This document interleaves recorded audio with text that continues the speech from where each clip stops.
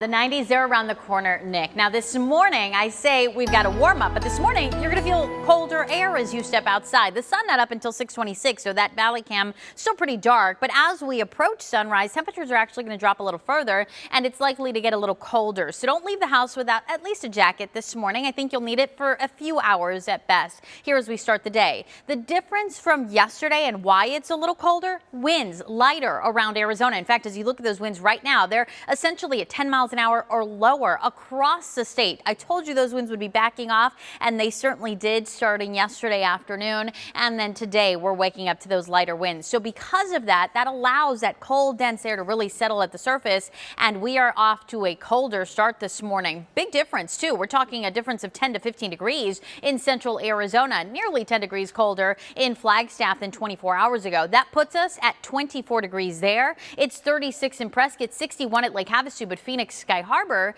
is down to 56 degrees, and we're checking in at 47 in Casa Grande with temperatures in the 20s in Heber and in Show Low. As you look around the valley, you're going to see more 40s this morning than we did yesterday. Laveen, you're at 47. It's already 49 in Chandler and in Mesa. We're also at 49 in Apache Junction and 48 in the Santan Valley. Again, I think these temperatures will go a little bit lower as we approach sunrise, which is at 6:26. We'll likely bottom out at around 54 degrees in Phoenix. Then we start to warm, and the warm up today, despite the colder start, will be a quicker one. So that means we're actually going to be back into the 70s by 10 a.m. Then we're into the 80s by 2 o'clock. And yesterday we reached a high of 81. Today we're already going to be above that by 2, and we'll keep warming with a high today of 87 degrees. Now we've seen the upper 80s already this year, but it is above normal. Our 30-year average is 81. And again, this is just the beginning of that warm up. We'll make it to 87 today. By tomorrow, the 90s are back for the first time this year.